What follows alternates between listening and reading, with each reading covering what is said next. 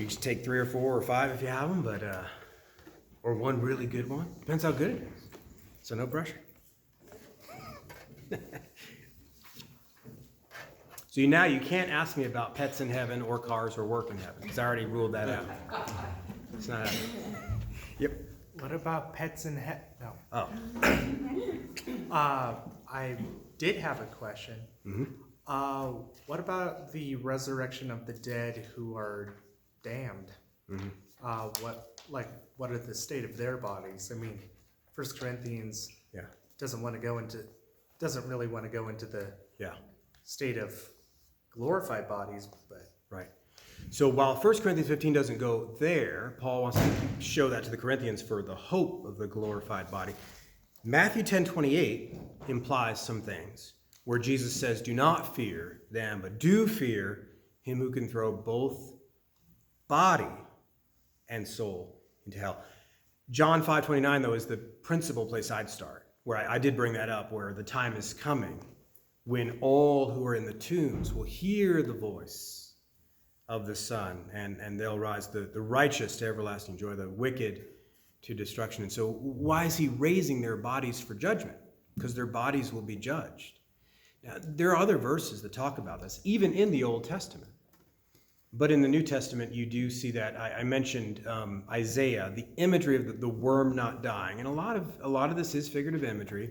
And of course, no one talked more about hell specifically in terms of fire than Jesus. And you have to deal with that.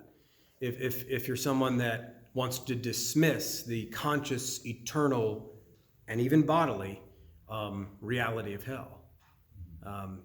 You can't do that with those passages. And that it is in the presence of God. But as one Puritan said it, heaven is the presence of God with a mediator. Hell is the presence of God without. And so there's a passage in Revelation that talks about their smoke will go up in the presence of, I'm butchering it, but I think you know the verse I'm talking about. So there's a very solid case to be made that hell is eternal, conscious, and bodily. And we don't say that with any giddiness, but we have to say it, and we have to include it in our warning as we're delivering the gospel and as we're preaching and being faithful. And every 10 years, 20 years, somebody will come around. And you remember the more recent one, Francis Chan and what's his name, Preston Sprinkle. They were supposedly refuting Rob Bell. Well, they wound up not doing it very well in their book, Erasing Hell. So you'll have people that outright deny that doctrine, but then you'll have others that you just don't want to go far enough. And it's understandable, but it's just not biblical. Yeah. Mm-hmm. Would you say those bodies are like just basically immortal versions of our current bodies, but I don't know. I know it's a reasonable inference because there's continuity and discontinuity, but there's continuity with the glorified body. Jesus was recognized. He wasn't ascended, but there was a glorified body. He ate fish with them in John 21. So if that's true about heaven, it's reasonable to say that about hell, but for different reasons. We'll recognize loved ones. yeah, But part of hell is alienation. yeah. So I guess I've read too much C.S. Lewis this year and was thinking, The Great Divorce. Yeah, It's a great book. But Yeah. by the way, when he picks his head up on the desk at the end of the book, he knows it was just a dream.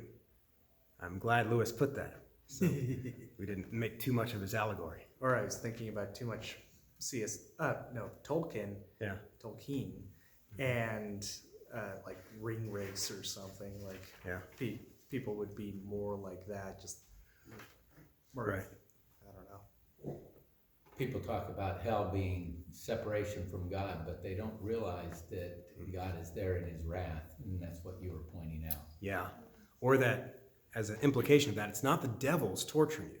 The devils will be tortured. Revelation 20. They will be thrown into the lake of fire that's been prepared for them. So they will be punished by God. And that's a great comfort at times like this, that people, read Psalm 2. There is a place for that in the scriptures, to look for justice. So, yep. I remember shortly ago reading an argument between two people on Facebook about the concept of, well, it's just separation from God. And somebody pointed out that there'll be, gnashing of teeth, there'll be the anger at God and cursing of God from people who are in hell, but alternatively you have people crying out to God in hell to deliver them, to quench their thirst in hell. And so there's multiple parties of people who both know that they're destined for hell, but they'll also find themselves surprised to be there. Yeah, and you see that in Luke 16 in the parable of the rich man Lazarus, of that person who's in torment. And you brought up Lewis, the idea of the gates of, the doors of hell are closed from the inside, and that it is self-imposed and so forth. And Lewis got that from George MacDonald, and one of the characters in The Great Divorce, as he runs into the old Scottish man, I believe, was meant to symbolize George MacDonald. But anyway, that's not biblical, and it's God sentences there, God casts there. It's not simple. Is there a self-imposed element? Yes, in that sin is we're getting the person that is damned is getting what they have earned and done, and there's a justness to that. That's an element, but that's not the whole thing. So, questions about heaven? Come on. One baptism? Will we learn in heaven? I believe so. I mean, it's infinite. And because God is infinite. And so the idea that, it's like everybody's going to have a job except for theologians and pastors, because who's going to teach when Jesus is teaching? Seriously, the nerve of us. But you could say that now, Paul. When Paul says, who is sufficient for these things? He lets us teach now. I suppose he might let us have some breakout sessions. But there will be books in libraries. Yes.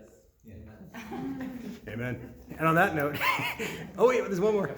So at the Reformation Conference, I think it was Dr. Godfrey talking about how in Revelation the cries of holy, holy, holy aren't simply just repetitive, but he describes it as a wave of new knowledge, new information, new revelation about God's greatness and his goodness. And so each one is, rather than being just repetitive for the sake of repetition, it's that wave of information.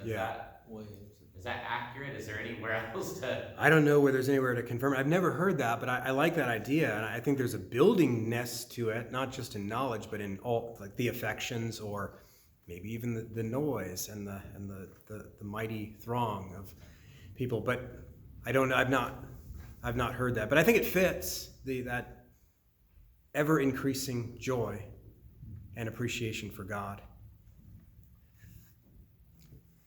Yep. Do you remember when he used to teach about, I think he used Edwards' imagery about the arrow letting loose towards the target of conformity to Christ? Remember that analogy? That's funny. I don't, because I just used the arrow this morning in Psalm 11, but different context, I'm sure. But it's the idea that in heaven that we're always conforming to Christ more and more and more, because we're traveling closer and closer to the target. Yeah.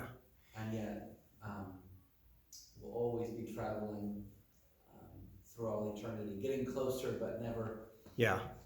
It's one of those applications of 2 Corinthians 3:18 and 1 John 3:2 that's a third, as far as I know, I can't think of a verse that completes that thought, that by beholding that same image, we become like that same, we become what we look like. That's true of idolaters in the Psalms, but it's also true of sanctification and transformation. By beholding Christ, we become more like that same image. So that's 2 Corinthians 3:18. 1 John 3:2, boom, all at once on the last day we will be like him because we will see him as he is. So we change into his shape, but it's glorification and not just sanctification. It's big glorification instead of little glorification. So in the eternal state, you could imagine that would just be on hyperjet. That's probably a cheap word, but you know what I'm saying. It's ever increasing, always getting closer, and yet, because he's infinite, never scratching the surface. Yeah, it's the whole, the finite cannot contain the infinite. Yeah. One more. So, an equally deep question. What about bacon?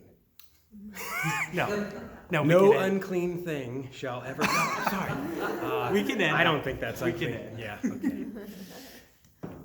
We'll end there.